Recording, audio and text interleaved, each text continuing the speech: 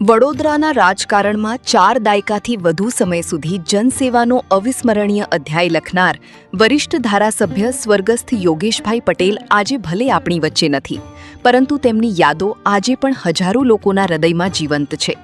તેમના નિધન બાદ આજે પ્રથમ વખત તેમની 80મી જન્મજયંતિ આવી, જે પ્રસંગે તેમના અમદાવાદી પોળ સ્થિત નિવાસસ્થાને પરિવારજનો અને નજીકના મિત્ર વર્તુળે તેમની પ્રતિમાને પુષ્પાંજલિ અર્પણ કરી ભાવભીની શ્રદ્ધાંજલિ આપી હતી.